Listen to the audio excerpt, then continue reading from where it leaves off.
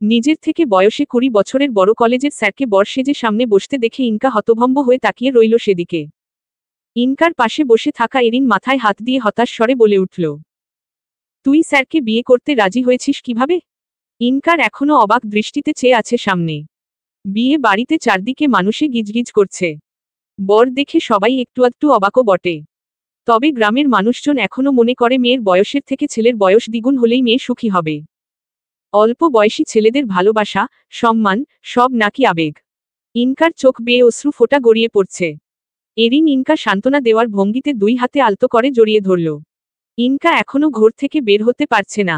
মস্তিষ্ক হাজারটা প্রশ্ন করছে, কিন্তু উত্তর তো ইনকার জানা নেই। ইনকা হুড়মুড়িয়ে বসা থেকে উঠে দাঁড়ালো। স্টেজ থেকে নেমে সোজা দৌড়ে গেল ঘরের দিকে। সবাই অবাক পানে সেদিকে তাকিয়ে আছে। কানাঘুষো শুরু করে দিয়েছে। এরিনও ইনকার পিছু পিছু ছুটল। ইনকা ঘরে ঢুকেই বাবা সুমন মিয়ার দিকে এগিয়ে গেল। সোজাসাপটা প্রশ্ন করল, এই ছেলে কে, বাবা? আমি যাকে বিয়ে করতে রাজি হয়েছি সে তো এই ছেলে না। তাহলে উনি বর সেজে এসেছেন কেন? সুমন মিয়া চারদিকে একবার তাকালো। আশেপাশে অচেনা মানুষ সৌজন্যতামূলক হাসি দিয়ে ইনকার উদ্দেশ্যে বলল, রুমে চল বলছি সব। বলেই ইনকার হাত ধরে টেনে এনে রুমের দরজা আটকে দিল। চোখ গরম করে ইনকাকে বলে উঠল, বিয়ে বাড়ির এতগুলো মানুষের সামনে তুই আমার সাথে উচ্চবাক্যে কথা বলছিস? আমার কাছে জবাবদিহি চাইছিস কোন সাহসে? ইনকাও কম কিসে? বাবার রাগ, ক্ষোভ এখন আর সে পাত্তা দেয় না। বাবা নামক মানুষটার প্রতি ওর আকাশ সম রাগ জমতে জমতে এখন ঘৃণায় পরিণত হয়েছে। সুমন মিয়ার রাগান্বিত বাক্যের উত্তরে ইনকাও বেশ জোর গলায় উত্তর দিল, জীবনটা আমার, বিয়েটাও আমার, আমি জিজ্ঞেস না করলে কে করবে? আমি যাকে বিয়ে করব তাকে তো আমার চিনতে হবে, তার বিষয় জানতে হবে, তা না হলে সংসার করব কিভাবে? সুমন মিয়া মেয়ের সাহস দেখে রাগে কাঁপছেন। তার মুখের উপর কেউ কথা বলবে এটা তার পছন্দ না। বিয়ে বাড়ি দেখে একটু রয়েসয়ে দাঁতে দাঁত চেপে জানালেন, আমরা যেই ছেলেকে পছন্দ করেছিলাম ওই ছেলে তোকে বিয়ে করবে না বলে পালিয়েছে। এখন দুই পক্ষের মান সম্মান বাঁচানোর জন্য ছেলের বড় ভাই তোকে বিয়ে করতে রাজি হয়েছে। তাছাড়া ছেলে তোর কলেজের মাস্টার, অনেক ভালো ছেলে। হ্যাঁ, আগে একটা বিয়ে হয়েছিল বটে, তবে বিয়ের 2 মাস না যেতেই বউটা মারা যায়। তাতে কি হয়েছে বল? ছেলে তো দেখতে শুনতে কোনো দিক দিয়ে খারাপ না। ভালো চাকরি আছে, টাকা আছে, বাড়ি আছে, গাড়িও আছে, আর কি চাস বল? ইনকা অবাকের শেষ সীমানায় গিয়ে পৌঁছালো। শুধুমাত্র টাকা, গাড়ি, বাড়ি আছে বলে অচেনা একটা ছেলের হাতে মেয়েকে তুলে দিতে একবারও ভাবল না ওর বাবা? ইনকা কান্নাগুলো গিলে নিয়ে জিজ্ঞেস করল, আমাকে একটাবার জানাতে পারতে, বাবা? আমার মতো আছে কিনা জিজ্ঞেস করতে পারতে? সুমন মিয়ার রাগ তরতর করে বাড়ছে। তাচ্ছিল্য করে বললেন, আমি কি করব না করব তা তোকে জিজ্ঞেস করব নাকি? আমি যা ভালো বুঝেছি তাই করেছি। তোর ভালোর জন্য করেছি। ইনকাও হাসল, তাচ্ছিল্যের হাসি। বেলালা, আমার ভালোর জন্য নাকি নিজের ভালোর জন্য? সুমন মিয়া এবার এমন ভাবে ইনকার দিকে তাকালেন যেন চোখ দিয়েই ইনকাকে গিলে খাবেন। ইনকা সে দৃষ্টিতে পাত্তা দিল না, ভয়ও পেল না। ভয় পেয়ে পেয়ে নিজের সবথেকে বড় ক্ষতিটা আজকে করতে বসেছে।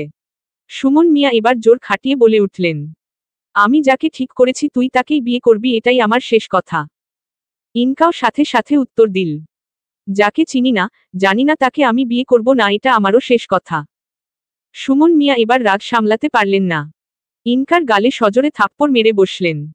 ইনকার গাল চেপে ধরে হুমকির স্বরে বললেন, তুই এই বিয়ে না করলে তোর মাকে আমি তালাক দিব, কথাটা মাথায় রাখিস। বলেই তিনি রুম থেকে হনহন করে বেরিয়ে গেলেন। সুমন মিয়া চলে যেতেই ইনকা পা ভেঙে মেঝেতে বসে পড়ল। চোখ থেকে অশ্রু ফোঁটা গড়িয়ে পড়ছে। এতক্ষণের সব প্রতিবাদ, প্রতিরোধের শক্তি এক নিমিষেই শেষ হয়ে গেল। ইনকা হাঁটুতে মুখ গুজে কেঁদে উঠল। ফুপিয়ে কান্নার শব্দে পুরো রুম জুড়ে হাহাকার করছে। কাঁধে কারোর হাতের স্পর্শ পেয়ে ইনকা হকচকিয়ে উঠল। মাথা উঠিয়ে এরিনকে দেখে ইনকা এরিনকে ঝাপটে ধরল। হাউমাউ করে কেঁদে উঠল। এরিন ঠিক কি বলে ইনকাকে সান্ত্বনা দিবে ভেবে পাচ্ছে না। মেয়েটার জীবন এমন দুর্বিষহ হয়ে গেল কেন, কোন অপরাধে? ইনকা আর আদ্র পাশাপাশি বসে আছে। ইনকার চোখে মুখে অন্ধকার, চোখ দুটো ফুলে আছে কান্না করাই। আদ্র আর চোখে বারবার তাকাচ্ছিল ইনকার দিকে, কিন্তু কিছু বলছে না। বিয়ে পড়ানো শুরু হলো। বিয়ে শেষ হতেই ইনকা আদ্রর হাত ধরে বলে উঠল, আর 1 মিনিটও এখানে দাঁড়াবেন না। খালিয়ে আদ্র অবাকের শেষ সীমানায় গিয়ে প্রশ্ন করল, সবার কাছ থেকে বিদায় নিব না? ইনকা কাঠোকাঠ গলায় উত্তরে বলল, না হা। আমার কেউ নেই। আমার মা আছে, শুধু তার কাছ থেকে আমি আগেই বিদায় নিয়ে ফেলেছি। এখন চলুন। বলেই আদ্রর হাত ধরে হাঁটা শুরু করল। আদ্রও কিছু বলল না। আদ্র বুঝতে পেরেছে ইনকা এই বিয়েতে রাজি ছিল না। বিয়ে বাড়ির উপস্থিত সবাই ইনকার আচরণে কানাঘুষা শুরু করে দিয়েছে, তাতে অবশ্য ইনকা কান দিল না। সোজা গাড়িতে এসে বসল। গাড়ি চলতে শুরু করল নিজ গতিপথে। গাড়ি চলতে শুরু করলে ইনকা আদ্রর উদ্দেশ্যে প্রশ্ন করল, আপনি আমাকে দেখেও বিয়েতে রাজি হয়েছেন? আদ্র সাথে সাথে উত্তর দিল, না। তাহলে বিয়ের আসরে যখন দেখলেন আমি আপনার ছাত্রী, আমাদের বয়সের পার্থক্যটাও অনেক, তবুও কেন এই বিয়েটা করলেন? আদ্র রয়েসয় জবাবে বলল, আমার ভাই যখন পালিয়ে গিয়েছে তখন তোমার বাবাকে জানানো হয়েছিল। বিয়েটাও আমরা ভেঙে দিতে বলেছিলাম। কিন্তু তোমার বাবা রাজি হননি। তিনি আমাদের উপর প্রেশার দিয়েছেন। আমরা নাকি এই বিয়ে ভেঙে দিলে তুমি সহ তোমাদের পুরো পরিবার সুইসাইড করবে। বিয়ের আগে বিয়ে ভেঙে যাওয়ায় যদি তোমরা সুইসাইড করতে চাও, তাহলে বিয়ের আসরে বিয়ে ভেঙে দিলে কি করবে চিন্তার বিষয় ছিল বেশ। দুই পরিবারের সম্মান বাঁচাতে এই বিয়েটা করা ছাড়া আমার হাতে কোনো অপশন ছিল না। এমনকি তোমার বাবা এই বিয়ের পুরো খরচটা আমাদের থেকে নিয়েছে। লজ্জা, ঘৃণায় ইনকার মাটিতে মিশে যেতে ইচ্ছে হলো। চোখ বেয়ে অশ্রু ফোঁটা গড়িয়ে পড়তে শুরু হলো। কোনো উত্তর দেওয়ার ভাষা খুঁজে পেল না। সংসার নামক সুখ কি ইনকা পাবে? নাকি সংসারের মারপ্যাচে জীবন নামক ফুল ঝরে পড়বে? শ্বশুর বাড়ির দরজায় পা রাখতেই বরণের বদলে দুই গালে থাপ্পড় জুটল ইনকার। ইনকা হতভম্ব হয়ে কোনো প্রতিক্রিয়া দেখাতে ভুলে গেল। ইনকার পাশে দাঁড়িয়ে থাকা আদ্র প্রতিবাদী সুরে বলে উঠল, মা, তুমি ওর গায়ে হাত তুললে কেন? আদ্রর মা আয়েশা খাতুন বেশ গর্জে উঠে বললেন, এই থাপ্পড়টা ওর গালে না মেরে তোর গালে মারা উচিত ছিল। তুই কেন ওকে বিয়ে করলি? কেন? আমি বারবার তোকে বারণ করা সত্ত্বেও এই বিয়েতে মতো দিলি কেন? আমার এক ছেলে এই মেয়ের জন্য ঘর ছাড়া হলো, তো আরেক ছেলে এই কালসাপকে বিয়ে করে আমার সংসারে নিয়ে এলো। আমি কিছুতেই এই মেয়েকে বাড়ির বউ হিসেবে মেনে নিব না, বরণও করব না। বলেই তিনি হনহন করে রুমে চলে গেল। ইনকা অশ্রুসিক্ত নয়নে চারদিকে একবার তাকালো। উপস্থিত কয়েকজনকে দেখে লজ্জায় দৃষ্টি ঠেকাল মাটিতে। আদ্রর চাচি এসে বরণ সেরে ইনকাকে ঘরে ঢুকাল। ইনকাকে আদ্রর রুমে দিয়ে সবাই যে যার মতো চলে গেল। ইনকা একা রুমে গুমরে গুমরে কেঁদে উঠল। বাবার প্রতি এক রাশ ঘৃণায় মুখ তেতো হয়ে উঠল। মনে মনে বলে উঠল, আমাকে কেন এই জাহান্নামে ফেলে দিলে বাবা? কেন? আমার প্রতি তোমার এত কিসের রাগ? কিসের এত লোভ তোমার? সামান্য কয়টা টাকার জন্য আমাকে বেচে দিলে? তুমি কি আদৌ আমার জন্মদাতা বাবা? কেন আমাকে আমার ভালোবাসার থেকে দূরে সরিয়ে দিলে? কেন? ইনকার দম আটকে আসছে। কান্নাগুলো গলায় বিঁধে যাচ্ছে। এত কষ্ট মেনে নিয়ে কিভাবে বাঁচবে ইনকা? কেভাব? চারদিকে সন্ধ্যা নেমেছে। ইনকা এখনো ভারী গয়না, শাড়ি পরে বসে আছে। একা রুমে ইনকার ভারী নি শ্বাস কেউ দেখল না। ছটফটানিও দেখল না কেউ। খিদেতে পেটের ভেতর উল্টেপাল্টে আসছে। খিদের যন্ত্রণা সহ্য করা গেলেও মনের যন্ত্রণা সহ্য করা যায় না। মানুষ মনের ব্যথায় মরে যায়। সন্ধ্যা ঘনিয়ে রাত নামল, তবুও কেউ একটু উকি দিয়েও ইনকাকে দেখতে এলো না। ইনকা কি এত ফেলনা ছিল? ইনকার এখন নিজেকে অপরাধী লাগছে। যদি মায়ের কথা না ভেবে ভালোবাসার মানুষটার হাত ধরে চলে যেত, তাহলে আজ অন্তত মুখে হাসি থাকত। কি জানি মানুষটা কেমন আছে, কি করছে? ঠিক আছে তো? অজানা ভয়ে বুক ধুকপুক করে উঠল। আকাশ কুসুম ভাবতে ভাবতে ইনকা কখন যে খাটের সাথে হেলান দেওয়া অবস্থায় ঘুমিয়ে পড়ল নিজেও জানে না। সনকো। বার কয়েক শব্দটা কানে যেতেই ইনকা ধরফিয়ে উঠল। চোখ মেলে দেখল আদ্র দাঁড়ানো। আদ্রকে দেখেই ইনকা অপ্রস্তুত অবস্থা থেকে স্বাভাবিক হয়ে বসল। অপরাধীর ন্যায় বলল, কখন চোখ লেগে গেছে বুঝতে পারিনি। আদ্র স্বাভাবিকভাবে জবাব দিল, সমস্যা নেই। বলে একটা শাড়ি ইনকার দিকে এগিয়ে দিয়ে বলল, চেঞ্জ করে নাও। আর টেবিলে খাবার রাখা আছে, খেয়ে এসে শুয়ে পড়ো। বলেই শাড়িটা ইনকার হাতে দিয়ে রুম থেকে বেরিয়ে যাওয়ার জন্য পা বাড়াতেই ইনকা প্রশ্ন করে বসল, আপনি কোথায় যাচ্ছেন? আদ্র ছোট করে জবাব দিল, আমি পাশের রুমে শুয়ে পড়ব। বলে আর দাঁড়ালো না, বেরিয়ে গেল।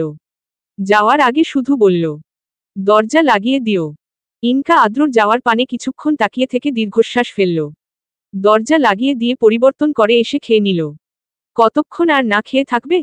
একা একা রুমে পায়চারি করে ব্যাগ থেকে ফোনটা বের করে নিল। বেকনিতে গিয়ে কল দিল পরিচিত নাম্বারে। কয়েকবার রিং হওয়ার পর ওপর পাশের থেকে ফোনটা রিসিভ হলো। কেউ একজন ভীষণ অসহায় স্বরে বলে উঠল, আমাকে কেন কল দিয়েছ? কে হই আমি তোমার? ইনকা জবাব দিতে পারল না। চোখ বেয়ে শুধু অশ্রু গড়িয়ে পড়ল। অপর পাশের মানুষটা পুনরায় প্রশ্ন করল, স্বামীর সাথে শুয়ে প্রাক্তনকে কল দিয়েছ? শরীরে নষ্ট মেয়ের ট্যাগ লাগাতে চাইছ? কিন্তু আমি চাই না আমার চাঁদের গায়ে কলঙ্ক লাগুক। ইনকা নিজেকে সামলে ঠোঁটে ঠোঁট চেপে কান্না আটকাল। Bilala. আমাকে ক্ষমা করে দিও, নিশান্ত। নিশান্ত এবার হাসল। Bilala. যাকে ভালোবেসেছি তাকে অপরাধীর চোখে দেখতে পারছি না। তাই ক্ষমা করার কোনো প্রশ্নই আসে না। আমাকে আমার মতো থাকতে দাও। আমি নিজেকে গুছিয়ে নিব। তুমি সুখী হও। বলে নিশান্ত ফোন রেখে দিল। ইনকা এবার দেয়াল ঘেঁষে বসে পড়ল। শব্দ করে কান্না করে উঠল। পাগলের মতো কাঁদছে। এত কষ্ট হচ্ছে কেন? সহ্য হচ্ছে না। মরে যাওয়া বুঝি এই যন্ত্রণার থেকেও সহজ? নিশান্তর হাতে সিগারেট একটার পর একটা সিগারেট ধরিয়ে যাচ্ছে। আশেপাশে সিগারেটের বেশ কয়টা প্যাকেট পড়ে আছে। নিশান্তর চোখ দুটো ভয়ঙ্কর লাল হয়ে আছে। না, কাঁদছে না। তবে কেন চোখ দুটো রক্তিম? বুকের ভেতরটায় কেন এত হাহাকার করছে?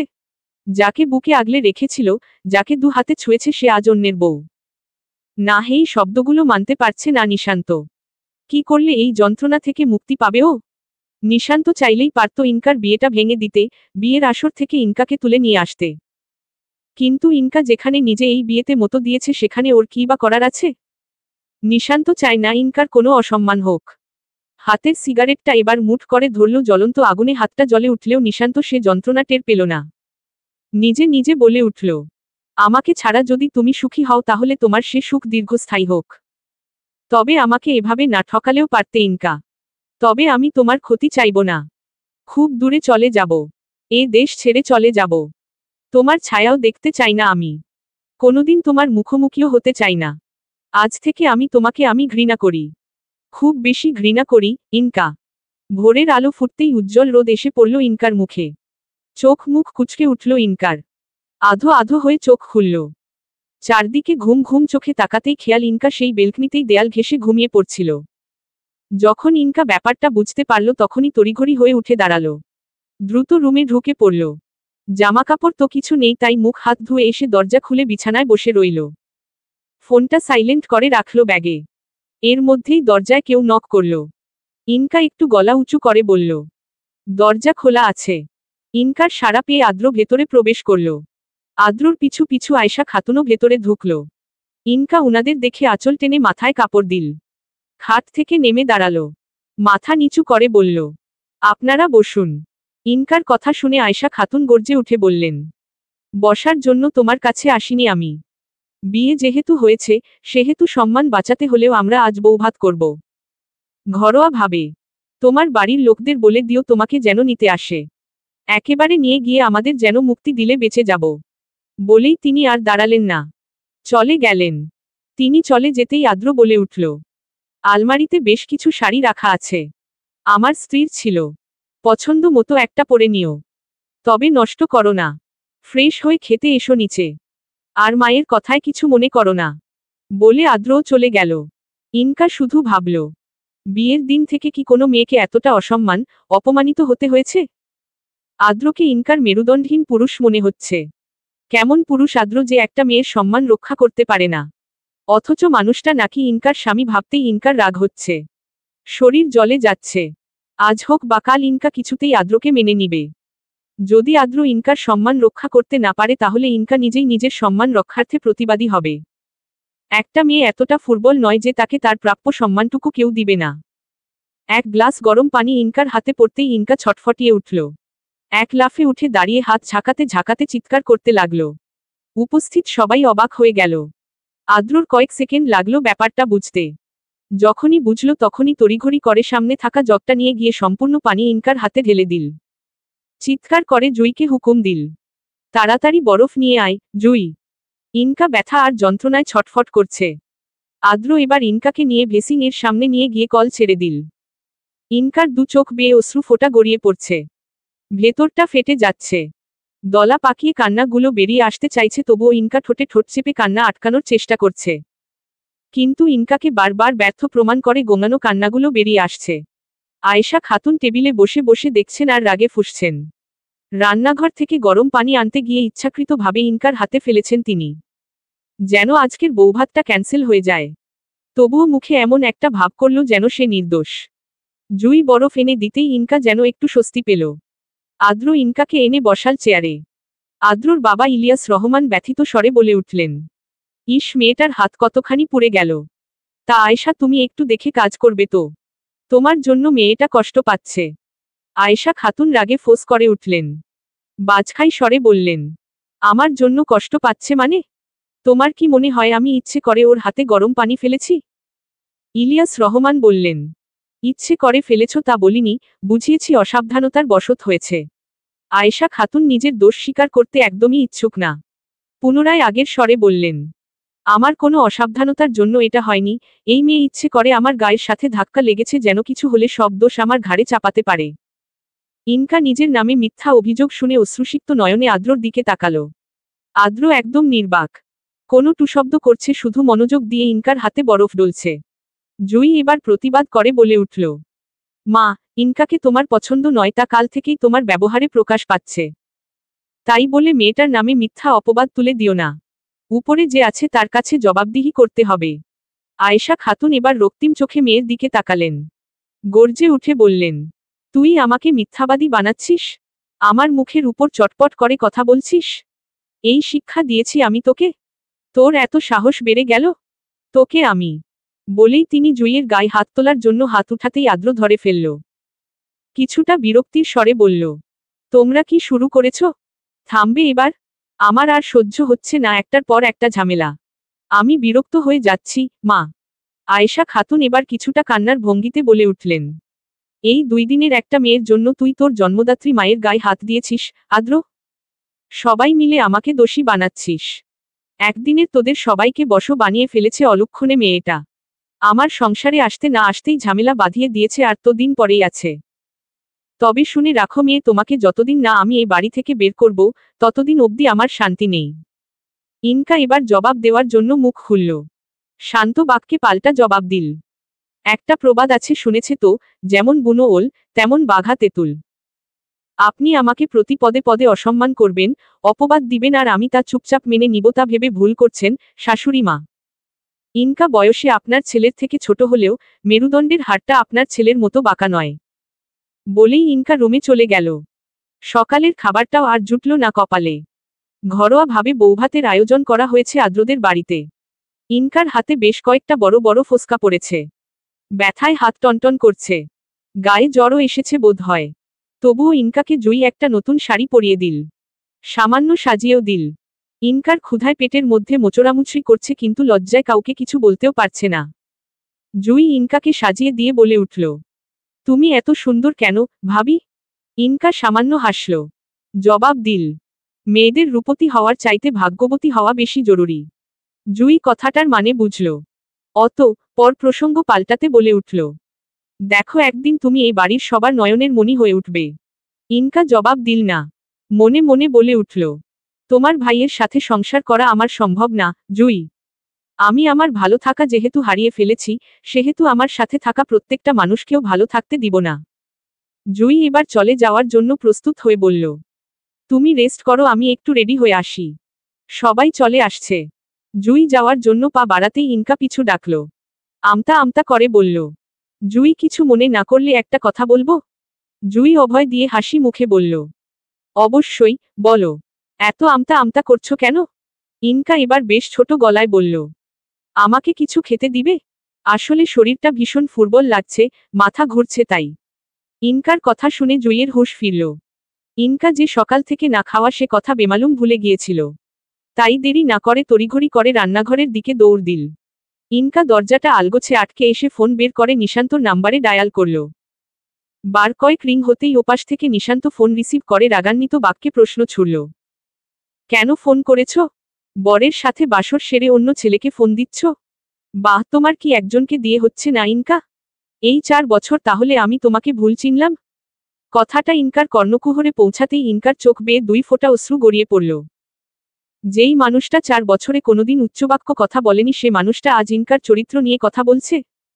ইনকা ভাবতে পারছে না। বুকের ভেতরে তছনছ হয়ে যাচ্ছে। চোখ দুটো ঝাপসা হয়ে আসছে। দরজায় নক পড়তেই ইনকা ফোন রেখে দিল। চোখের পানিটুকু আলগোছে মুছে নিয়ে দরজা খুলে দিল। জুই ওড়নার আড়ালে লুকিয়ে ইনকার জন্য খাবার এনেছে দেখে ইনকার খাওয়ার শেষ ইচ্ছাটুকুও হারিয়ে গেল। সামান্য খাবার আজ ইনকাকে লুকিয়ে খেতে হচ্ছে। ভাবতেই ইনকার বুক ফেটে কান্না আসছে। জুই ভেতরে ঢুকে দরজা লাগিয়ে দিল। ইনকাকে বিছানায় বসতে ইশারা করে নিজেও বিছানায় বসল। খাবার মাখতে মাখতে বলে উঠল, আসলে বাড়িতে অনেক আত্মীয় স্বজন, তো এই সময় তোমার জন্য খাবার আনছি দেখে যদি কেউ কোনো প্রশ্ন করে কি জবাব দিব? ইনকা কিছু বলল না, বলার ইচ্ছাও করল না। ইনকার মাথায় এখনো নিশান্তর কথাটা ঘুরছে। ইনকার মুখে জুই খাবার তুলে দিল। ইনকা খাবার মুখে নিল ঠিকই, কিন্তু গিলতে পারল না। এই বিষ কি কারোর গলা দিয়ে নামে? জীবন কোন দিকে মোড় নিবে? নিশান্ত ফোন কেটে ফোনটা আছাড় দিয়ে চূর্ণবিচূর্ণ করে ফেলল। চিৎকার করে বলে উঠল, আমাকে তুমি কেন ফোন দাও ইনু? কেন? আমি তোমার কণ্ঠস্বর শুনলে নিজেকে সামলাতে পারি না। আমার বুকের ভেতরটা হাহাকার করছে। আমি বেঁচে থেকেও মরে যাচ্ছি ইনু। আমি কিছু মানতে পারছি না। তুমি আর আমার নেই, কথাটা আমাকে এক আকাশসম যন্ত্রণা দেয়। বৌভাতের অনুষ্ঠানে এসে বউয়ের হাতপোড়া দেখে আত্মীয় স্বজনরা কানাঘুষা শুরু করে দিয়েছে। তা দেখে আয়েশা বেগম জলে পুড়ে শেষ হয়ে যাচ্ছেন, তবুও কিছু বলতে পারছেন না। ইনকাকে ঘিরে বসে আছে আদ্রর আত্মীয় স্বজনরা। খুঁটিয়ে খুঁটিয়ে প্রশ্ন করছে আর ইনকাও যথাসম্ভব উত্তর দিয়ে যাচ্ছে। আদ্র শোরগোল থামানোর জন্য কোথা থেকে এসে বলল, আপনারা খাবেন, চলুন। ওইদিকের ভিড় কমেছে। এর মধ্যেই আদ্রর বড় ফুফু প্রশ্ন করে বসল, আদ্র, বউয়ের হাত পুড়ল কিভাবে? নতুন বউ আসতে না আসতেই হাত পুড়িয়ে ফেলল, ব্যাপারটা আমার ভালো লাগছে না তো। কি হয়েছে? তোরা কি মেয়েটার উপর কি অত্যাচার শুরু করলি নাকি? আমার বাপের বাড়ি কি শেষমেশ নারী নির্যাতনের মতো অপরাধের খাতায় নাম লেখালো? আদ্র কাচুমাচু করছে। কি উত্তর দিবে ভেবে পাচ্ছে না। আলতো স্বরে বলল, এসব কিছু না ফুফু। আসলে ইনকা নতুন বউ তো, তাই আজ শখ করে সবার জন্য চা বানাতে গিয়ে অসাবধানতার বশত হাতটা পুড়িয়ে ফেলেছে। তুমি একটু বেশি বলে ফেলেছ। আদ্রর কথা শেষ হতে না হতেই ইনকা মুখ খুলল। কাঠোকাঠ গলায় আদ্রকে প্রশ্ন করল, একজন শিক্ষক হয়ে আপনি এতটা মেরুদণ্ডহীন পুরুষ হলেন কি করে বলুন তো, মিস্টার আদ্র? ইনকার এমন প্রশ্নে উপস্থিত সবার চক্ষু চড়ক গাছ। আদ্র যেন আকাশ থেকে পড়ল। বিস্ফোরিত চাহনিতে তাকালো ইনকার চোখে। আদ্রর মুখ দিয়ে অস্পষ্ট স্বরে বের হয়ে আসল, হয়াটা। ইনকা উঠে দাঁড়ালো। শান্ত ভঙ্গিতে বলল, আপনি একজন শিক্ষক নামে কলঙ্ক, মিস্টার আদ্র। এতটা মেরুদণ্ডহীন কি করে হতে পারেন আপনি? যে পুরুষের অন্যায়কে অন্যায় বলার ক্ষমতা, তাকে আমি কাপুরুষের থেকেও অধম মনে করি। একটা মেয়েকে তার অনিচ্ছায় বিয়ে করেছেন, সে মেয়েটা আপনার স্ত্রী, তার সম্মান রক্ষা করা কি আপনার দায়িত্ববোধের মধ্যে পড়ে না? তাকে আগলে রাখা কি আপনার কর্তব্য নয়? যে মেয়েটাকে বিয়ে করলেন তাকে আপনার চোখের সামনে বরণের বদলে গায়ে হাত তোলা হলো, অপমান করা হলো, তখনও আপনি চুপ ছিলেন। সেখান অবধি থেমে গেলে বোধ হয় আমি এই সম্পর্কটা মেনে নেওয়ার চেষ্টা করতাম, সব মানিয়ে নিতাম। কিন্তু না, আপনারা কি করলেন? মেয়েটাকে এনে একটা রুমে বসিয়ে দিয়ে সব গায়েব হয়ে গেলেন। উকি দিয়ে কেউ একবার দেখতেও এলো না যে মেয়েটা কি বেঁচে আছে নাকি মৃত। ফকিরকে যেমন খাবার দিয়ে কেউ কেউ মুখের উপর দরজা লাগিয়ে দেয়, আমাকেও তেমন খাবার দিয়ে আপনি বেরিয়ে গেলেন। ভালো মন্দ দুটো কথা বলার বা জিজ্ঞেস করার প্রয়োজন বোধ করলেন না। সকালে আপনার মা ইচ্ছাকৃতভাবে আমার হাতে গরম পানি ফেলল। আমার হাতটা পুড়ে গেল। আপনি আমাকে বরফ লাগিয়ে দিলেন, ব্যাস আপনার দায়িত্ব শেষ। আমি যে সকাল থেকে এই অবধি না খেয়ে থাকলাম, কেউ একটা জিজ্ঞেসও করলেন না। বাহ, কি সুন্দর মনুষ্যত্ব আপনাদের। আর এখন যখন সবাই আপনাকে জিজ্ঞেস করলো আমার হাত পোড়া কেন, এখনো আপনি সত্যিটা বলে উঠতে পারলেন না। কি সুন্দর বানিয়ে মিথ্যা বলে দিলেন। আপনাকে তো নোবেল দেওয়া উচিত, মিস্টার আদ্র। আপনার মতো ছেলে সবার হোক, তবে আপনার মতো স্বামী যেন কোনো মেয়ের কপালে না জুটে। আপনার এই মেরুদণ্ডহীন স্বভাবের জন্যই আল্লাহ আপনার কাছ থেকে আপনার ভালোবাসার মানুষটাকে কেড়ে নিয়েছেন। আদ্র মাথা নিচু করে দাঁড়িয়ে আছে। আয়েশা খাতুন নিশ্চুপে এই রুম থেকে চলে গেলেন। মেয়েটাকে পারছেন না ঠাটিয়ে থাপ্পড় মারতে। সবার প্রশ্ন এড়াতে সেখান থেকে সরে গেলেন। ইনকার বাবা মায়েরাও এসেছেন কিছুক্ষণ আগে। ইনকা তাদের এতক্ষণ এড়িয়ে চললেও এবার বাবার মুখোমুখি গিয়ে দাঁড়ালো। অশ্রুসিক্ত নয়নে বলে উঠল, বাবা, আমাকে থেকে আমার ভালোবাসাকে কেড়ে নিলে শুধুমাত্র টাকার জন্য। অথচ তুমি জানো না আমার ভালোবাসার মানুষটার টাকা দিয়ে এই আদ্রর মতো 5 জনকে কিনা যাবে। একবার খোঁজ নিতে, একবার আমাকে সবটা সামলে নেওয়ার সুযোগ দিতে, জীবনের এই একটাবার, শুধুমাত্র একটা বার আমাকে একটু গুরুত্ব দিতে, আমার মন বোঝার চেষ্টা করতে। তোমার নেশার টাকার জন্য আমাকে বলির পাঠা বানালে। শুধুমাত্র মায়ের কথা ভেবে আমি এই বিয়েটা করেছিলাম, তবে আর ভাবব না। এখন এই মুহূর্ত থেকে আমি ভুলে গেলাম আমার বাবা মা বলে কেউ আছে, আজ থেকে আমি এতিম। তোমার মতো পিতা কোনো সন্তানের না হোক। ইনকা এবার মায়ের সামনে গিয়ে মাকে জড়িয়ে ধরল। গালে হাত রেখে বলল, এত বছর আমার মুখের দিকে তাকিয়ে এই লোকটার সব অত্যাচার মুখ বুঝে মেনে নিয়েছ। শরীরের কত দাগ বসিয়েছ। এখন আর আমার বা সম্মানের কথা চিন্তা করো না। যদি এক বিন্দু সম্মান থাকে তাহলে তুমি এই লোকটার সংসার আজ থেকে ত্যাগ করো। আমি আর তুমি মিলে সব গুছিয়ে নিব। আমরা লোকের বাড়ি কাজ করে খাবো, তবুও এমন মেরুদণ্ডহীন কাপুরুষদের সাথে সংসার করব না। উপস্থিত সবাই কানাঘুষা শুরু করে দিয়েছে। ছি ছি করছে। আদ্রকে দোষারোপ করছে সবাই। ইনকার বাবাও চুপ করে আছে। আদ্র নীরবতা ভেঙে এসে ইনকার হাত শক্ত করে চেপে ধরে বলল, Hello. ইনকা অবাক হয়ে জিজ্ঞেস করল, চলো মানে? আদ্র কিছু না বলে ইনকাকে এক প্রকার টেনে নিয়ে বেরিয়ে গেল। এসে গাড়িতে বসিয়ে দিল। নিজেও গাড়িতে উঠে বসল। ইনকাকে বলল, তোমার যাকে ভালোবাসো তার বাড়ি চিনো? ইনকার মাথা নাড়াল। অর্থাৎ হ্যাঁ। আদ্র ইনকার থেকে ঠিকানা জেনে নিয়ে গাড়ি স্টার্ট করল। ঘণ্টাখানেকের মাথায় গাড়ি এসে থামল একটা 5তলা অ্যাপার্টমেন্টের নিচে। ইনকা গাড়ি থেকে নেমে ভেতরে ঢুকতে নিলে দারোয়ান বাধা দিয়ে বলল, আপনি কে? কি চাই এখানে? পরিচয় না দিলে ঢুকতে পারবেন না। ইনকা দারোয়ানকে অনেকক্ষণ যাবৎ বুঝিয়েও ভেতরে ঢুকতে পারল না। এবার আদ্র এসে নিজের পরিচয় দিয়ে ইনকাকে নিয়ে ভেতরে ঢুকল। ইনকা লিফটের আশায় না থেকে সিঁড়ি বেয়ে দৌড়ে 3তলায় উঠে হাঁপিয়ে পড়ল। নির্দিষ্ট দরজায় কলিং বেল বাজাতে লাগলো একাধারে। কিন্তু কেউ খুলছে না। ইনকাও থামছে না। দরজায় নক করতে করতে নিশান্তকে ডাকতে লাগল। প্রায় 10 মিনিটের মাথায় নিশান্ত এসে দরজা খুলতেই ইনকা হামলে পড়ল নিশান্তর বুকে। নিশান্ত আচমকা ঘোরে তলিয়ে গেল। যখন ব্যাপারটা বুঝল তখন ইনকাকে হেঁচকা টানে নিজের থেকে ছাড়িয়ে নিল। চিৎকার করে বলে উঠল, তুমি এখানে কেন এসেছ?